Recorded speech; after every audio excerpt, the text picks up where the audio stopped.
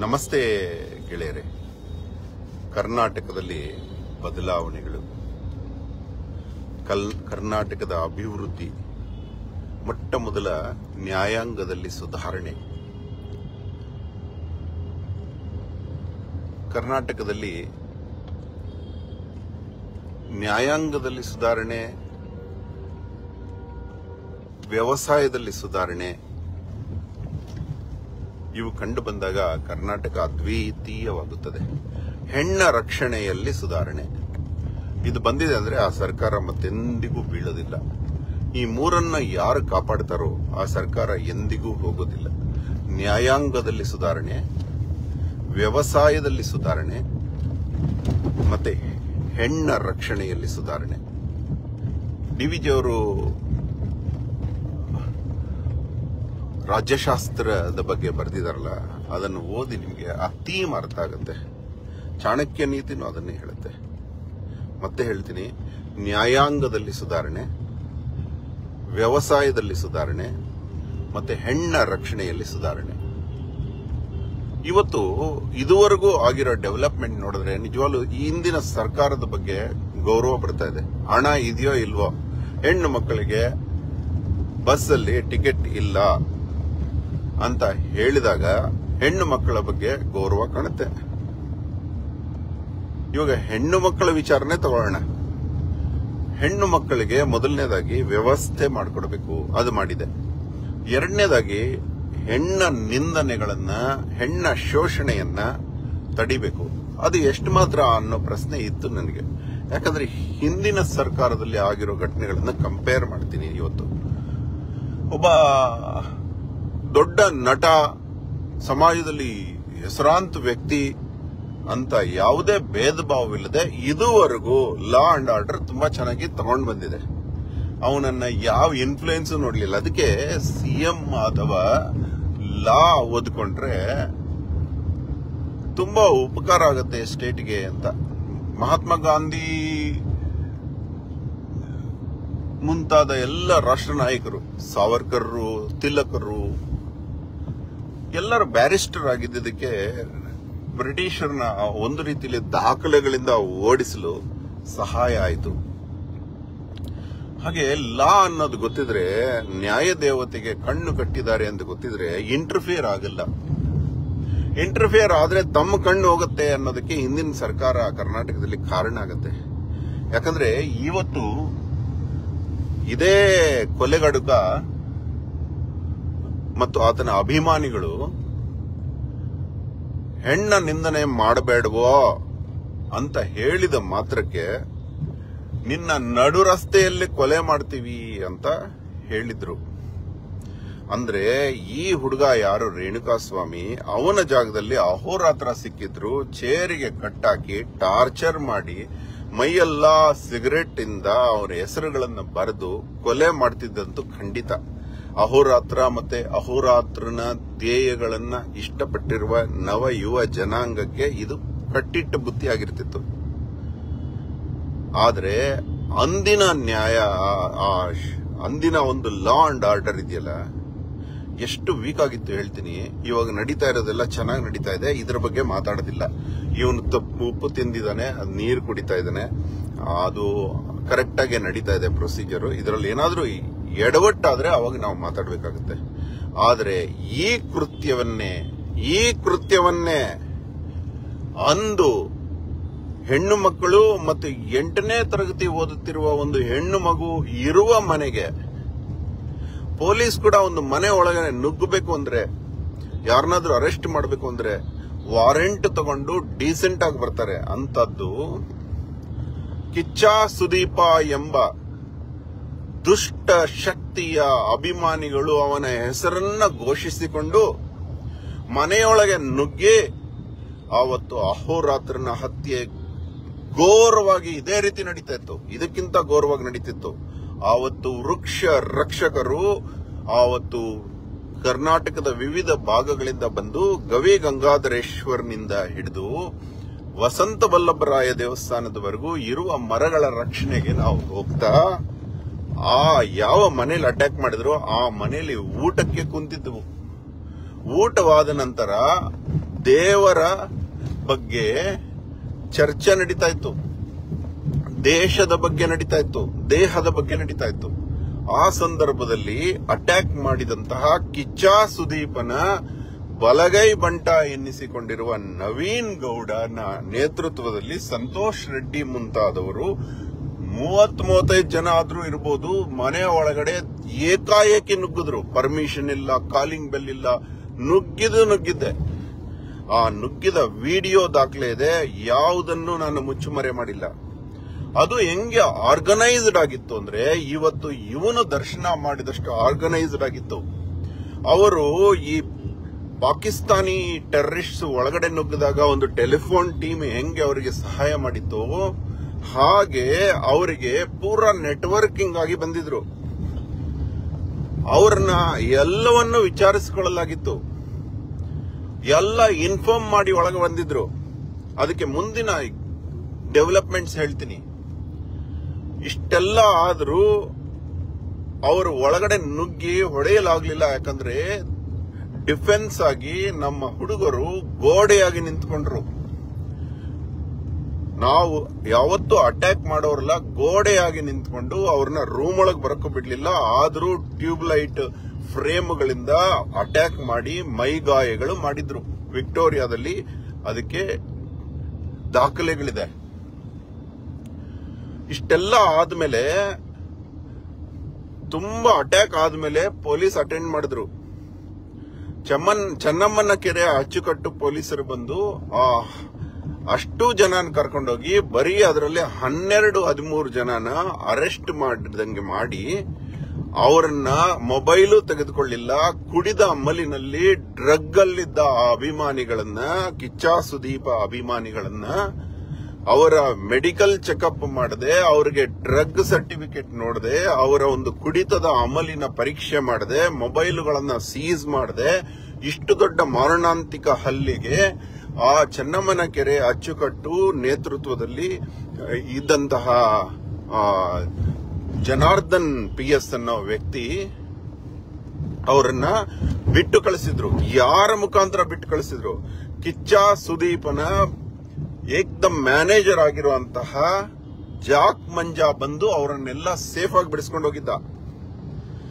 Jack Manja ಆ attack ಮುಂಚೆ ಅಹೋರಾತ್ರನ ಜೊತೆ ಮಾತಾಡಿ, ನಿಮಗೆ ಹೇಳ್ತಾ ಇದ್ದೀನಿ, ಇದು ನೀವು ಹಿಂದೆ ಸರಿಯಿರಿ, ಈ ಜೂಜಿನ ವಿಚಾರ ನೀವು ಮಾತಾಡಬೇಡಿ, ಇಲ್ಲ ಅಂದ್ರೆ ಮುಂದೆ ಆಗೋ ಪರಿಣಾಮಗಳಿಗೆ ನಾನು ರೆಸ್ಪಾನ್ಸಿಬಲ್ ಅಲ್ಲ, ನಮ್ಮ ಹುಡುಗರು ಕಚ್ಚೋ ನಾಯಿಗಳು, ಅವರಿಗೆ ನಾವು ಏನೂ ಮಾಡಕ್ಕಾಗಲ್ಲ, ಬೊಗಳೋ ನಾಯಿಗಳು, ಆ ನಾಯಿಗಳು ಅಂತ ಹೇಳಿ ಅವ್ರನ್ನ ನಾನು ಒಂದ್ಸಲ ಬಿಟ್ರೆ ವಾಪಸ್ ತಗೊಳಕ್ಕಾಗಲ್ಲ ಅನ್ನೋ ತರ ಮಾತಾಡಿ ಅವನೇ ಬಂದು ಇವ್ರನ್ನ ಬಿಡಿಸ್ಕೊಂಡೋದ. ನೋಡಿ ಎಷ್ಟು ಭಯಂಕರವಾಗಿದೆ ಸೀನು. ಆವತ್ತೇ ಅಹೋರಾತ್ರನ ಹತ್ಯೆ ಆಗ್ಬೇಕಾಗಿತ್ತು ಇದೇ ಘೋರತ್ವದಿಂದ. ಯಾಕಂದ್ರೆ ಅವನೊಬ್ಬ ವಿಡಿಯೋದಲ್ಲಿದೆ ನೋಡಿ, ಅವನೊಬ್ಬ ಕಿಟಕಿಯಿಂದ ಬಂದು ರಾಡಲ್ ಹೊಡೆದವನ ಫೋರ್ಸ್ ನೋಡಿ, ಅವನಿಗೆ ಭಯ ಭಕ್ತಿನೇ ಇಲ್ಲ. ಕಿಚ್ಚ ಕಿಚ್ಚ ಅನ್ಕೊಂಡೇ ಬಂದು ಹೊಡೆದ. ಆ ಕಿಚ್ಚದ ನೇತೃತ್ವದ ಅಭಿಮಾನಿಗಳಲ್ಲಿ ನೇತೃತ್ವ ವಹಿಸಿದಂತಹ ನವೀನ್ ಗೌಡ ಮಾರನೇ ದಿವಸನೇ ಕಿಚ್ಚ ಸುದೀಪ ಶಿವಗಂಗೆಗೆ ಹೋದಾಗ ಅವನಿಗೆ ಬಾಡಿಗಾರ್ಡ್ ಆಗಿ ಅಲ್ಲಿ ಆ ಕಾರ್ಯಕ್ರಮದಲ್ಲಿ ಭಾಗಿಯಾಗಿದ್ದ. ಇದುವರೆಗೂ ಅವನು ಭಾಗಿಯಾಗಿರುವ ಎಲ್ಲ ಕಾರ್ಯಕ್ರಮಗಳ ದಾಖಲೆ ನಮ್ಮ ಹತ್ರ ಇದೆ. ಅಂದ್ರೆ ಅವನಿಗೆ ಈ ಅಟ್ಯಾಕ್ ಗೊತ್ತಿದೆ ಅಂತಾಯ್ತು. ಗೊತ್ತಿದ್ರು ಅವನನ್ನ ಮತ್ತೆ ಬಾಡಿಗಾರ್ಡ್ ಆಗಿ ಇಟ್ಕೊಂಡಂಗಾಯ್ತು. ಆವಾಗ ಮಾಮ ಅಂದ್ಕೊಂಡಿದ್ದವರೆಲ್ಲ ಮಂತ್ರಿವರ್ಗದಲ್ಲಿದ್ದಾಗ ಯಾವ ಸಿಎಂ ವರ್ಗೂ ಅವರಿಗೆ ಅಡೆತಡೆಗಳಿಲ್ಲದೆ ಯಾವ ಜನಾರ್ದನ್ ಅಂತ ಹೇಳಿದ್ನೋ ಆತ ನನ್ನ ಅಹೋರಾತ್ರನ ಪುಸ್ತಕ ಬಿಡುಗಡೆ ಮಾಡಿದ್ದ, ನಿಮ್ಮ ಅಭಿಮಾನಿ ನಾನು ಅಂತ. ಅಂತಹ ವ್ಯಕ್ತಿ ಕೂಡ ಸತತವಾಗಿ ಅಹೋರಾತ್ರನನ್ನು, ಮಗಳನ್ನು ಮತ್ತೆ ಎಲ್ಲರನ್ನು ಕನ್ವಿನ್ಸ್ ಮಾಡಕ್ ನೋಡದ, ಈ ಕೇಸ್ ಹಾಕೋದು ಬೇಡ, ನಿಮಗೆ ಹಿಂದೆ ಸರಿರಿ. ಅಹೋರಾತ್ರನ ತರ ಒಂದು ಟೋನು, ಮಕ್ಕಳ ಹತ್ರ ಬೆದರಿಕೆ ಟೋನಲ್ಲಿ ಮಾತಾಡಿದ್ದಾನೆ. ನೀವು ಹಿಂದೆ ಸರಿರಿ, ನಿಮಗ್ ಗೊತ್ತಿಲ್ಲ ನಾನು ಯಾಕೆ ಬಿಟ್ಟು ಕಳಿಸಿದ್ರಿ ಅವ್ರನ್ನಂತ ಕೇಳಿದ್ರೆ ಅವ್ರ ಹತ್ರ ಬೆಬ್ಬೆಬ್ಬೆ ಉತ್ತರ ಇಲ್ಲ. ಆ ವ್ಯಕ್ತಿ ಇದರಲ್ಲಿ ತುಂಬಾ ದೊಡ್ಡ ನೆಟ್ವರ್ಕ್ ಇದೆ, ನೀವು ಇದರಲ್ಲಿ ಇಂಟರ್ಫಿಯರ್ ಆಗ್ಬೇಡಿ, ಇದು ನಿಮ್ ಕೈಲಿ ಆಗಲ್ಲ, ಇದು ದೊಡ್ಡ ಕೈಗಳು, ನಾವೇನು ಮಾಡಕ್ಕಾಗಲ್ಲ ಅಂತ ಹೇಳಿದಂತ ಹೇಡಿತ್ವದ ಮಾತುಗಳು ನೆನ್ಸ್ಕೊಂಡ್ರೆ ಇವತ್ತು ದರ್ಶನ್ ಕೇಸಲ್ಲಿ ಅಂತ ಅಧಿಕಾರಿಗಳಿದ್ದಿದ್ರೆ, ಅಂತಹ ಸರ್ಕಾರ ಇದ್ದಿದ್ರೆ ಇವನಿಗೂ ಇವತ್ತು ಸೇಫ್ ಮೋಡ್ ಸಿಕ್ತಿತ್ತು. ಇಲ್ಲಾಂದ್ರೆ ಇವತ್ತು ಇವನಿರುವ ಜಾಗದಲ್ಲಿ ಅಂದು ಕಿಚ್ಚ ಸುದೀಪ ಇರ್ತಿದ್ದ, ಅಹೋರಾತ್ರನ ಹತ್ಯೆ ಆಗಿದ್ದಿದ್ರೆ. ಆದ್ರೆ ಅಂದಿನ ಸರ್ಕಾರದ ದೆಸೆಯಿಂದ ಬಚಾವ್ ಆಗ್ತಿದ್ದ. ಇಂದು ಖುಷಿ ಆಗ್ತದೆ ನನಗೆ, ಈ ಸರ್ಕಾರ ಯಾವ ರೆಕಮೆಂಡೇಶನ್ ಬಂದರೂ ನ್ಯಾಯಾಂಗದ ವಿಚಾರದಲ್ಲಿ ನಾವು ಇಂಟರ್ಫಿಯರ್ ಆಗಲ್ಲ ಅಂತ ಹೇಳಿದ ಹಾಗೆ ಗೋಚರ ಆಗ್ತಾ ಇದೆ ಅಹೋರಾತ್ರನಿಗೆ. ಯಾಕಂದ್ರೆ ಇಷ್ಟು ಲೆವೆಲ್ ಹೊಟ್ಟೋಗಿದೆ ಮ್ಯಾಟರ್. ಅಂದ್ರೆ it's A good law and order, appreciable law and order. ಇದಕ್ಕೆ ತಲೆ ತಗ್ಗಿಸಬೇಕಾಗಿದೆ. ಅಂದು ಅಧಿಕಾರದಲ್ಲಿದ್ದ ಸಿಎಂ ಇಂದ ಹಿಡಿದು ಎಲ್ಲ ಮಿನಿಸ್ಟರ್ ವರ್ಗ ಇವತ್ತು ಅಹೋರಾತ್ರನ ಮೇಲೆ ನಡೆದ ಆವತ್ತಿನ ಅಟ್ಯಾಕ್ಗೆ ತಲೆ ತಗ್ಗಿಸಬೇಕಾಗಿದೆ, ತಪ್ಪೊಪ್ಕೋಬೇಕಾಗಿದೆ. ಅಹೋರಾತ್ರನಿಗೆ ನ್ಯಾಯ ಬೇಕು. ನಮ್ಮ ಡಿವಿಜಿ ಅವರ ಪದತಲದಲ್ಲಿ ನಡೆಯುವ ಅಹೋರಾತ್ರನಿಗೆ ಪದಕುಸಿಯ ನೆಲವಿಹುದು ಮಂಕುತಿಮ್ಮ ಅನ್ನೋ ನಂಬಿಕೆಯಿಂದ ಆವತ್ತು ಪೊಲೀಸ್ ಕುಸಿದ್ರು. ನ್ಯಾಯಾಂಗ ಇದೆ, ನ್ಯಾಯಾಂಗ ಕುಸಿದ್ರು ಭೂಮಿಯ ಅಂಗ ಇದೆ, ಭೂಮಿ ಅಂಗ ಕುಸಿದ್ರು ಸೂರ್ಯನ ಆಸರೆ ಇದೆ ಅಂತ ಬದುಕೊಂಡು ಬರ್ತಾ ಇದ್ದೀನಿ. ನ್ಯಾಯ ಬೇಕು. ಮನೆ ಖಾಲಿ ಮಾಡಿಸಿದ್ರು. ಒಂದು ಪಿಕ್ಚರ್ ಅಲ್ಲಿ ಹೇಗೆ ರೌಡಿಸಂ ನಡೀತೋ ಅವೆಲ್ಲ ನಡೀತೋ ಅಹೋರಾತ್ರನ ಮೇಲೆ.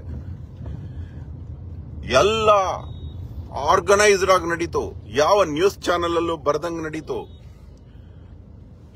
ಹೇಳುವ ಉದ್ದೇಶ ಇಷ್ಟೇ, ಇವತ್ತು ದರ್ಶನ್ ಸಿಕ್ಕಾಕೊಂಡ, ಆವತ್ತು ಸುದೀಪ ತಪ್ಪಿಸ್ಕೊಂಡ.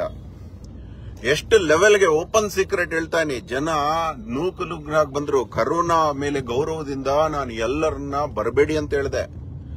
ಆದ್ರೂ ಬಂದಾಗ ಪೊಲೀಸ್ ಕೇಳ್ಕೊಂಡ್ರು, ನಿಮ್ಮ FIR ಹಾಕ್ತೀನಿ, ಈ ಹುಡುಗರ ಮೇಲೆ ಹಾಕಿ, ಅವ್ರನ್ನ ಕಳಿಸಿರೋ ಕಿಚ್ಚ ಸುದೀಪ್ನ ಹೆಸರು ತೆಗೀರಿ, ಜಾಕ್ ಮಂಜನ ಹೆಸರು ತೆಗೀರಿ ಅಂತ ಬಲವಂತವಾಗಿ ಕಿಚ್ಚ ಸುದೀಪನ ಹೆಸರು ತೆಗೆದ್ರು. ಅಹೋರಾತ್ರನಿಗೆ ನ್ಯಾಯದ ಬಗ್ಗೆ ಸ್ವಲ್ಪ ಅರಿವಿರೋದ್ರಿಂದ ಇಲ್ಲಲ್ಲದೆ ಕೋರ್ಟಲ್ಲಾದ್ರೂ ಅವ್ರನ್ನ ಸೆಳೆಯೋಣ, ಆ ನ್ಯಾಯ ಕೇಳ್ಕೊಳ್ಳೋಣ ಅನ್ನೋ ಭಾವನೆಯಿಂದ ಕೊರೋನಾಗೋಸ್ಕರ ಒಪ್ಕೊಂಡೆ. ಭಗವಂತ ಕೈ ಬಿಡ್ಲಿಲ್ಲ. ಅಲ್ಲಿ ಅಷ್ಟು ಜನಜಂಗುಳಿಯಲ್ಲಿ ಕೂತಿದ್ದ ಅಹೋರಾತ್ರ ಮತ್ತೆ ಯಾರಿಗೂ ಕರೋನಾ ಮುಟ್ಕೊಳ್ಳಿಲ್ಲ. ಕೋಣೆಯಲ್ಲಿ ಬಚ್ಚಿಟ್ಟಿಕೊಂಡಿದ್ದ ಅವನಿಗೆ ಕರೋನಾ ಬಂದಿರುವುದು ಎಲ್ಲರಿಗೂ ಗೊತ್ತಿದೆ. ಇವತ್ತು ಈ ಲೈವ್ ನ ಉದ್ದೇಶ ಇಷ್ಟೇ. ಆವತ್ತು ಅನ್ಯಾಯ ನಡೀತು. ಇವತ್ತಿನ ಸರ್ಕಾರ ಮತ್ತೆ ಎಚ್ಚೆತ್ತುಕೊಂಡು ಆ ಕೇಸ್ನ ಮತ್ತೆ ಎಳೆದು, ಆ ಸತ್ಯನ ಆಚೆ ಎಳೆದು, ಆ ಹಿಂದಿನ ಸರ್ಕಾರದ ಯಾವ ಸಿಎಂ ಅಳಿಯ ಅಂತ ಮಾಮ ಅಂತ ಕೂಗ್ತಿದ್ನೋ ಆ ವ್ಯಕ್ತಿಯ ಬಯಲಾಗಬೇಕು. ಅವನು ಕಿಚ್ಚ ಸುದೀಪ್ ಅರೆಸ್ಟ್ ಆಗಬೇಕು, ಕಿಚ್ಚ ಸುದೀಪ್ ಅರೆಸ್ಟ್ ಆಗಬೇಕು. ಅಹೋರಾತ್ರ ಇವತ್ತು ಜೀವಂತ ಇದಾನೆ, ಅದಕ್ಕೆ ಕೇಳ್ತಾ ಇದ್ದೇನೆ. ಇಲ್ಲಾಂದ್ರೆ ಅವತ್ತು ಸತ್ತಿದ್ರು ಆ ಕೇಸ್ ಮುಚ್ತಾ ಇತ್ತು. ಯಾಕಂದ್ರೆ ಪೊಲೀಸ್ ಪೂರ ಅವರಿಗೆ ಸಪೋರ್ಟ್ ಮಾಡ್ತು. ಆ ಜನಾರ್ದನ್ ಇನ್ನೊಬ್ಬ ದುಷ್ಟ ವ್ಯಕ್ತಿಯನ್ನ ಮೊಹಜರ್ ಮಾಡಕ್ ಕಳಿಸ್ದ. ಆತನ ಹೆಸರು ಮನೋಜ್. ಅವನು ಈ ಹಿಟ್ಲರ್ ವಾರ್ ಕ್ಯಾಂಪ್ ಅಲ್ಲಿ ಹೆಂಗ್ ನಡ್ಕೋತಾ ಇದ್ರು ಅದೇ ರೀತಿ ನಡ್ಕೊಂಡ. ನಮ್ಮನ್ನೇ ಹೊಡಿಯಕ್ ಬರ್ತಿದ್ದ. ಯಾರ ಕೈಲಿ ಮೊಬೈಲ್ ಇದ್ರು ಕಿತ್ಕೊಳಕ್ ಹೋಗ್ತಿದ್ದ. ಮೊಹಜರ್ ಮಾಡೋವಾಗ ಯಾರು ವಿಡಿಯೋ ಮಾಡ್ಬಿಡಿ ಅಂತ ಗಲಾಟೆ ಮಾಡ್ದ. ಎಲ್ಲಿ ಬರ್ದಿದೆ ಮೊಹಜರ್ನ ವಿಡಿಯೋ ಮಾಡಬಾರ್ದು ಅಂತ? ಓಕೆ, ನಾನು ನಂಬಿ ನಾನು ಕರೆಕ್ಟ್ ಆಗಿ ಮಾಡ್ತೀನಿ, ಸೀಲ್ ನೋಡಿ ಅಂತ ಸೀಲ್ ಹೊಡೆದ. ನೋಡಿದ್ರೆ ಆ ಗಾಜುಗಳೇ ಇಲ್ಲ ಕೋರ್ಟ್ ಅಲ್ಲಿ. ಅಂದು ಸೀಸ್ ಆದ ಮೆಟಲ್ ವೆಪನ್ಸ್ ಜಾಗದಲ್ಲಿ ಪ್ಲಾಸ್ಟಿಕ್ ವೆಪನ್ಸ್ ಬಂದಿತ್ತು. ಮತ್ತೆ ಅಹೋರಾತ್ರ ಗಲಾಟೆ ಮಾಡಿಕೊಂಡು ಮತ್ತೆ ಚೆನ್ನಮ್ಮನಕೆರೆ ಅಚ್ಚುಕಟ್ಟಲ್ಲಿ ಪೂರಾ ಹೋರಾಟದ ಅಮಲು, ಹೋರಾಟ, ಈ ಸತ್ರು ಪರವಾಗಿಲ್ಲ, ಮಾಡು ಅಥವಾ ಮಡಿ ಅಂತ ಮಹಾತ್ಮ ಗಾಂಧಿಯ ನುಡಿಗಳಲ್ಲಿ ನನಗೆ ಅದೇ ವೆಪನ್ಸ್ ಬೇಕು ಅಂತ ಮನೋಜ್ ಹತ್ರ ಕಮ್ಯುನಿಕೇಶನ್ ಮಾಡಿದ್ರೆ ಅವನು ನನಗೇನೂ ಗೊತ್ತಿಲ್ಲ ಅಂತ ಹೇಳ್ದ. ವೆಪನ್ಸ್ ಅವತ್ತೇ ಚೇಂಜ್ ಮಾಡಿದ್ರು. ಮತ್ತೆ ಗಲಾಟೆ ಮಾಡಿದ್ದಕ್ಕೆ ಭಯ ಬಿದ್ದು ಒರಿಜಿನಲ್ ವೆಪನ್ಸ್ ತಂದು ಕೊಟ್ರು, ಕೋರ್ಟಲ್ಲಿ ಸಬ್ಮಿಟ್ ಮಾಡಿದ್ರು. ಆ ಯಾರನ್ನ ಅಟ್ಯಾಕ್ ಮಾಡಕ್ ಕಳಿಸಿದ್ರೋ ಇವತ್ತು ಹೆಂಗೆ ಇವನು ದರ್ಶನ್ ಫಿಕ್ಸ್ ಮಾಡಕ್ ಹೋಗಿದಾನೋ 30 ಲಕ್ಷ ಕೊಟ್ಟು ನಮ್ಮ ಹೆಸರು ಬರಬಾರ್ದು ಅಂತ, ಆವತ್ತು ಕೂಡ ಇದೇ ನಡೆದಿದೆ. ಕರ್ನಾಟಕದ ಗೆಳೆಯರೇ, ನಿಮಗೆ ಇದನ್ನ ಹೇಳ್ತಾ ಇದ್ದೀನಿ. ಅಂದು ಭಗವಂತ ಉಳಿಸ್ದ ಅಹೋರಾತ್ರನ. ಏನಕ್ಕೆ? ಈ ಹುಡುಗ ಮಾಡಿದಾಗ ಯಾವುದೇ ಹೆಣ್ಣ ನಿಂದನೆ ಮಾಡಿರ್ಲಿಲ್ಲ ಅಹೋರಾತ್ರ. ಹೆಣ್ಣ ರಕ್ಷಣೆಗೋಸ್ಕರ, ಹೆಣ್ಣ ನಿಂದನೆಯ ವಿರುದ್ಧ, ಜೂಜಾಟದ ವಿರುದ್ಧ ಆಡಿಸ್ಬೇಡ್ರೋ ಅಂತ ಮಾತಾಡಿದ ಒಂದೇ ವಿಚಾರಕ್ಕೆ ಕಿಚ್ಚ ಸುದೀಪನ ಅಭಿಮಾನಿಗಳು ಈ ಹತ್ಯೆಯಲ್ಲಿ ಏನೇನು ನಡೆದಿದೆಯೋ ಆ ಎಲ್ಲ ಡೈಲಾಗ್ಸ್ ಹೇಳಿದ್ದಾರೆ. ನಿನ್ನನ್ನ ಹಂಗ ಕೊಲ್ತೀವಿ, ಹಿಂಗ ಕೊಲ್ತೀವಿ. ಇದೇ ದರ್ಶನ್ ಕೂಡ, ಇವನ ಅಭಿಮಾನಿಗಳು ಕೂಡ ಇದೇ ಹತ್ಯೆಯ ರಿಪೀಟೆಡ್ ಮಾತುಗಳು ಅಹೋರಾತ್ರನ್ಗಾಡಿದ್ದಾರೆ. ಹೆಣ್ಣ ನಿಂದನೆ ಮಾಡಬೇಡವೋ ಅಷ್ಟೇ ಅಂದಿದ್ದ ಅವನಿಗೆ, ಇನ್ನೇನು ಅಂದಿಲ್ಲ. ಆದ್ರೆ ಹೆಣ್ಣ ನಿಂದಕರನ್ನ ಚಾಣಕ್ಯ ನೀತಿಯಲ್ಲಿ ಕರೆದಂಗೆ ನಾವು ಷಂಡ, ನಾಮರ್ದ, ನಿರ್ಲಿಂಗಿ, ನಪುಂಸಕ ಅನ್ನೋ ಪದಗಳನ್ನ ಬಳಸಿದ್ವಿ. ಅದು ಯಾಕೆ ಬಳಸಿದ್ವಿ ಅಂದ್ರೆ ಅವ್ರ ಮನೆ ಹೆಣ್ಣುಗಳನ್ನು ನಾವು ಹೆಣ್ಣ ರಕ್ಷಕರು ಕಾಪಾಡಬೇಕು. ಅವ್ರು ಬೈದ್ರು ಅಂತ ನಾವು ಅವ್ರ ಮನೆ ಹೆಣ್ಣುಗಳನ್ನು ಬೈಯೋದು ಅಸಹ್ಯ. ಅದಕ್ಕೆ ಹೆಣ್ಣ ಬೈಯುವುದು ಹೇಡಿತನ, ಷಂಡತನ, ನಾಮರ್ದತನ, ನರಿ ದ್ರಾಕ್ಷಿಯನ್ನ ದ್ವೇಷಿಸಿದಂಗೆ ಈ ಅಸಹ್ಯ. ಹೆಣ್ಣನ್ನ ಅಗೌರವ ಕೊಟ್ಟವನು ಅವನು ಗಂಡೇ ಅಲ್ಲ ಅನ್ನೋ ಭಾವನೆಯಿಂದ ಹಾಗೆ ಕರೆದ್ವಿ. ಆದ್ರೆ ಆ ಕೊಲೆ ಆದ ಸಂದರ್ಭದಲ್ಲಿ ನನಗೆ ಈ ದರ್ಶನ್ ಮಾಡಿರೋ ಜಾಗದಲ್ಲಿ ಟಾರ್ಚರ್ ಚೇಂಬರ್ ಇಟ್ಕೊಂಡಿದ್ರು ಅನ್ಸತ್ತೆ ಇವರು. ಮಾನ್ಯ ಪೊಲೀಸ್ ಅಧಿಕಾರಿಗಳು, ಸರ್ಕಾರ ಚಿಂತಿಸಿ ಇಂಥ ಹತ್ಯೆಗಳು ಎಷ್ಟೋ ನಡೆದಿರಬಹುದು. ಪೊಲೀಸ್ ಎನ್ಕ್ವೈರಿಲಿ ಪ್ರತಿ ಕಳ್ಳತನದ ಹಿಂದೆ ಇನ್ನೇನು ಮಾಡಿದಿರಿ ಅಂತ ಹೇಗೆ ಎನ್ಕ್ವೈರಿ ಮಾಡ್ತಿರೋ, ಇವರು ಇನ್ನೆಷ್ಟು ಜನ ಕೊಂದಿದ್ದಾರೆ ಅಂತ ಎನ್ಕ್ವೈರಿ ಮಾಡಿ. ಯಾಕಂದ್ರೆ ಇವರ ಪ್ರತಿಯೊಂದು ಕಾಮೆಂಟ್ ಅಲ್ಲೂ ಇದೇ ಇರ್ತಿತ್ತು. ಯಾವ ಒಂದು ಕೆಟ್ಟ ಕಾಮೆಂಟ್ಗೋಸ್ಕರ ಇವರು ಇಷ್ಟು ಟಾರ್ಚರ್ ಕೊಟ್ಟಿದ್ದಾರೋ ಅಂತಹ ಮಿತಿಮೀರಿದ, 1000 ಪಟ್ಟು ಮಿತಿಮೀರಿದ ಕೆಟ್ಟ ಕಮೆಂಟ್ಸ್ ಈ ದರ್ಶನ್ ಬಾಯಲ್ಲೇ ಬರ್ತಿತ್ತು. ಅವನ ಕಮೆಂಟ್ಸ್ ಅವನ ಅಭಿಮಾನಿಗಳ ಬಾಯಲ್ಲಿ ಬರ್ತಿತ್ತು. ಅದಕ್ಕೆ ಎಲ್ಲ ಅಭಿಮಾನಿ ವರ್ಗವನ್ನ ಷಂಡಗಣ ಅಂತ ಕರೆದ ಅಹೋರಾತ್ರ. ಈ ಕಿಚ್ಚ ಸುದೀಪನದು ಇದಕ್ಕೆ ಮೀರಿದ ವ್ಯವಹಾರ ಇದೆ. ನಿಮಗೆ ಅಹೋರಾತ್ರನದ್ದು ತಪ್ಪನಿಸಿದರೆ ಅಹೋರಾತ್ರ ಎಲ್ಲದಕ್ಕೂ ಸಿದ್ಧ. ಆದ್ರೆ ಇದು ನಿತ್ಯ ಸತ್ಯ. ಅಹೋರಾತ್ರನ ಮೇಲೆ ಅಟ್ಯಾಕ್ ಆಗಿದ್ದು ಸತ್ಯ, ಕೊಲೆ ಮಾಡಲು ಬಯಸಿದ್ದು ಸತ್ಯ, ಅಹೋರಾತ್ರನ್ನು ಆ ದೇವರು ರಕ್ಷಣೆ ಮಾಡಿದ್ದು ಸತ್ಯ. ಯಾಕಂದ್ರೆ ಇನ್ನೂ ಹೋರಾಡೋ ಅಂತ ಹೇಳಿದ ನೆನಪಾಯ್ತು ನನಗೆ. ಇನ್ನು ಬದುಕಿಸಿದೀನಿ ನಿನ್ನ, ಹೋರಾಡೋ ಹೋರಾಡೋ ಅಂದ ಹಾಗಾಯಿತು. ಇವತ್ತಿಗೂ ಕೋರ್ಟಿಗೆ ಅಲ್ಲಿತಾ ಇದ್ದಾರೆ. ಮಾನ್ಯ ಸರ್ಕಾರವೇ, ನಿಮ್ಮ ಮೇಲೆ ಅಪಾರ ನಂಬಿಕೆ ಬಂದಿದೆ ನನಗೆ. ಹೆಣ್ಣು ಮಕ್ಕಳಿಗೆ ಬಸ್ ಚಾರ್ಜ್ ತಗೋತಾ ಇಲ್ಲ ನೀವು. ರೈತರಿಗೆ ಏನ್ ಮಾಡ್ತಿದ್ರು ಇನ್ನೂ ನಾನು ಅಬ್ಸರ್ವ್ ಮಾಡಿಲ್ಲ. ಆದ್ರೆ ನ್ಯಾಯಾಂಗ ನೀತಿಯಿಂದ ನಡೀತಿದೆ ಅನ್ನೋದಕ್ಕೆ 2 ಘಟನೆಗಳಾಯ್ತು. ಒಂದು ಪ್ರಜ್ವಲ್ ರೇವಣ್ಣನ ವಿಚಾರ, ಇನ್ನೊಂದು ದರ್ಶನ್ ವಿಚಾರ. ಇದೇ ರೀತಿ ಕಿಚ್ಚ ಸುದೀಪನ್ನಿಂದ ಆದ ಅಟ್ಯಾಕ್, ಚೆನ್ನಮ್ಮನ ಕೆರೆ ಅಚ್ಚುಕಟ್ಟಲ್ಲಾದ ಅನ್ಯಾಯದ ವಿರುದ್ಧ ಇದೇ ಸರ್ಕಾರ ನ್ಯಾಯ ಒದಗಿಸಬಹುದು ಅನ್ನೋ ನಂಬಿಕೆ ಇದೆ. ಅದೇ ಕಿಚ್ಚ ಸುದೀಪನನ್ನ ಅರೆಸ್ಟ್ ಮಾಡಿ ಅವನು ಮಾಡಿರೋ ಈ ಕೃತ್ಯಕ್ಕೆ ಒಂದು ಹತ್ಯೆ ನಿಂತೋಯ್ತು. ಅವತ್ತು ಭಯಂಕರ ಹತ್ಯೆ ನಡೀತಿತ್ತು. ಆ ಕಿಟಕಿಯಲ್ಲಿ ಅವನು ಹೊಡೆದ ರಾಡಲ್ಲೇ ಗೊತ್ತಾಗುತ್ತೆ ನಿಮ್ಗೆ ಎಂತ ಹತ್ಯೆ ಅವತ್ತು ಆಗ್ತಿತ್ತು ಅಂತ. ಭಯಂಕರ ಹತ್ಯೆ ನಡೀತಾ ಇತ್ತು. ಇವತ್ತು ಈ ಅಭಿಮಾನಿ ಸಂಘಗಳಿಂದ ಆಗ್ತಾ ಇರೋ ಒಳ್ಳೇದಕ್ಕಿಂತ ಹಾನಿ ಜಾಸ್ತಿ ಅನ್ನೋದಕ್ಕೆ ಈ ಕೆಲವು ನಟರು ತಮ್ಮ ಅಭಿಮಾನಿ ಸಂಘಗಳನ್ನ ಮಾಡಿಕೊಂಡು ಚಿಕ್ಕ ಚಿಕ್ಕ ಚಿತ್ರಗಳು ಯಾವುದು ಪಾಸೆ ಆಗ್ತಿಲ್ಲ.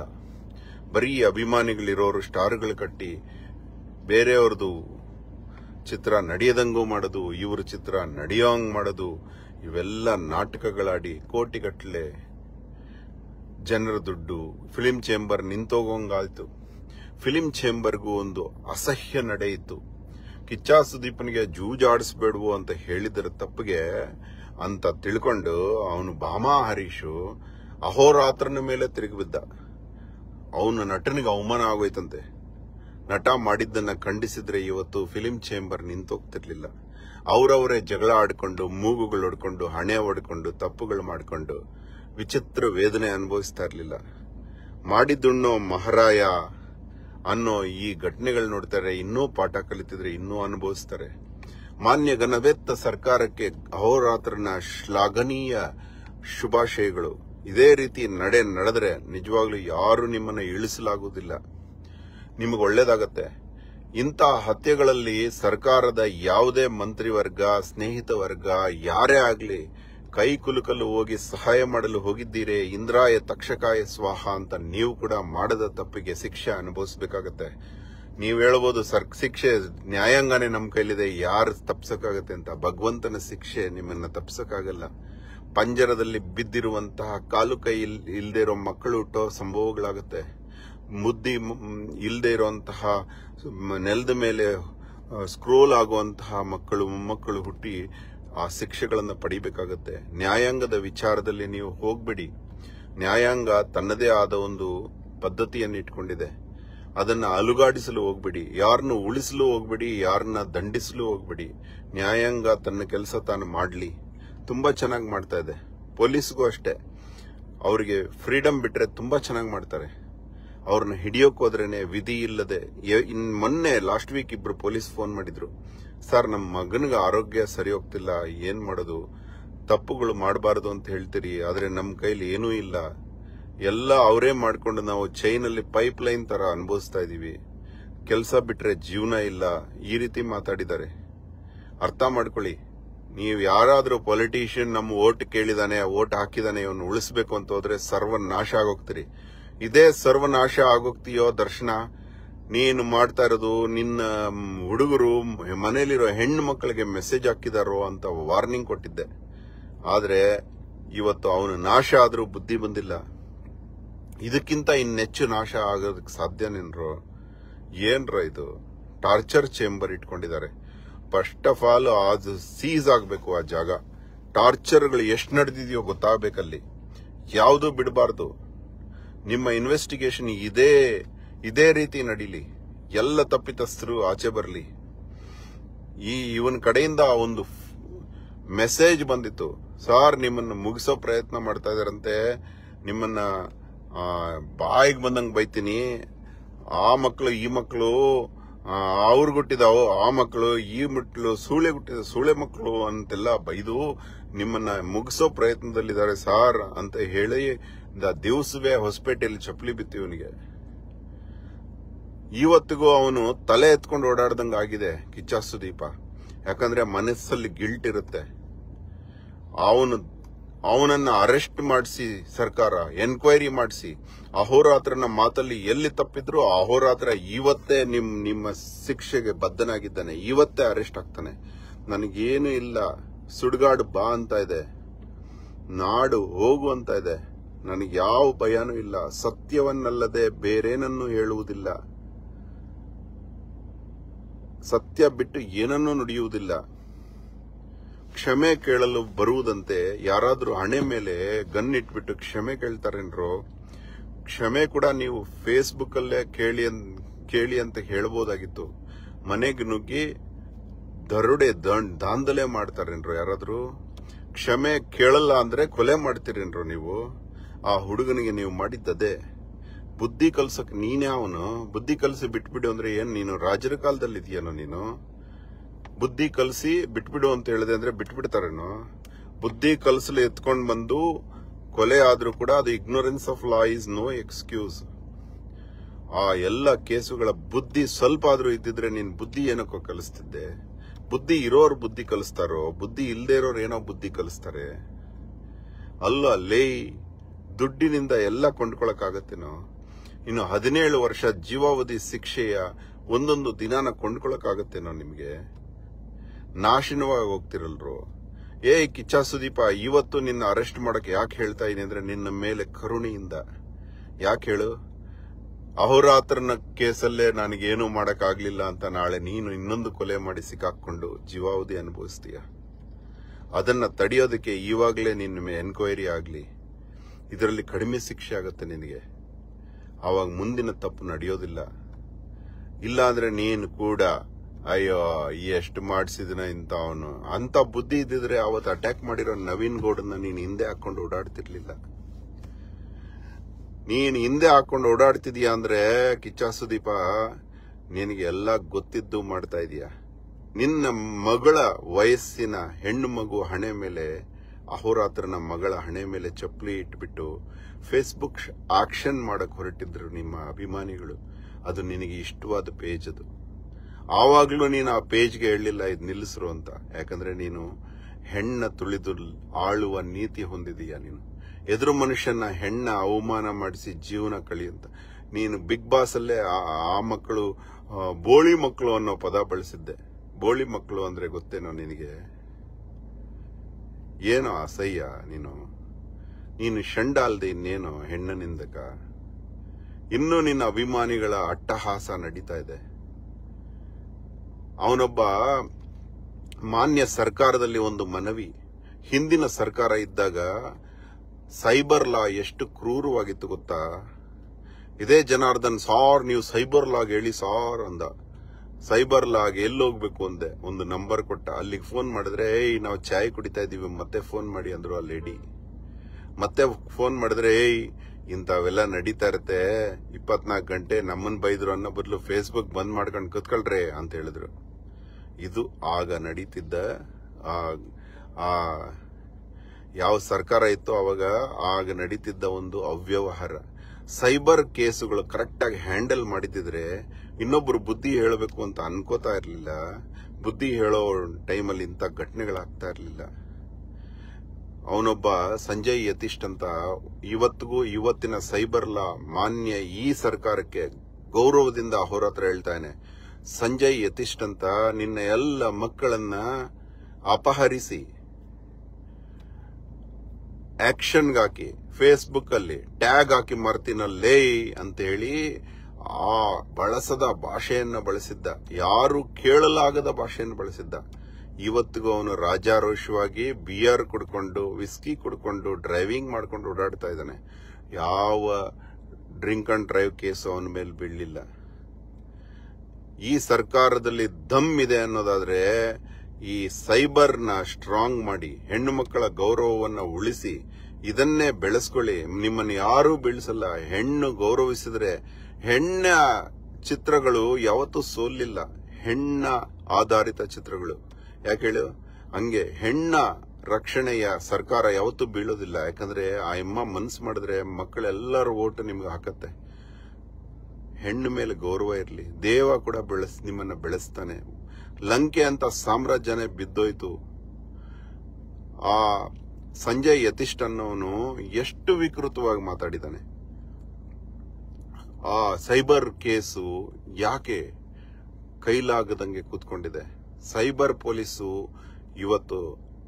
ಆವತ್ತಿನ ಸೈಬರ್ ಪೊಲೀಸ್ ಇವತ್ತಿನ ತರ ಇದ್ದಿದ್ರೆ ಎಷ್ಟು ಚಂದ ಇರೋದು. ಇವೆಲ್ಲ ಹೇಳ್ತಾ ಮತ್ತೆ ಲೈವ್ ಬಂದು ಸಮಾಜದ ಒಳಿತಿಗಾಗಿ ಸಮಾಜದ ಉನ್ನತಿಗಾಗಿ ಅಹೋರಾತ್ರ ಮಾತಾಡ್ತೀನಿ. ನನ್ನ ಪರ್ಸನಲ್ ಮ್ಯಾಟರ್ಸ್ ಅಂತ ತಿಳ್ಕೊಂಡು ಅವೆಲ್ಲವನ್ನ ಇವತ್ತಿನವರೆಗೂ ನುಂಗಿಕೊಂಡು ಜೀರ್ಣಿಸಿಕೊಂಡು ಪದಕುಸಿಯ ನೆಲವಿಹುದು ಮಂಕುತಿಮ್ಮ ಅಂತ ಇದು ಬಿಟ್ರೆ ಇನ್ನೊಂದು ಕಡೆ, ಅದು ಬಿಟ್ರೆ ಇನ್ನೊಂದು ಕಡೆ ಅಂತ ನ್ಯಾಯವನ್ನ ಹರಿಸ್ತಾ ಹೊರಟಿದ್ದ ಅಹೋರಾತ್ರ. ಆದ್ರೆ ಇವತ್ತು ಈ ವಿಚಾರಗಳ ಹೇಳಿ ಸಮಾಜಕ್ಕೆ ಒಂದು ಹಿತ ಕೋರುವ ದೃಷ್ಟಿಯಿಂದ ಲೈವ್ ಬಂದಿದ್ದಾನೆ. ಧನ್ಯವಾದ. ಅಹೋರಾತ್ರ.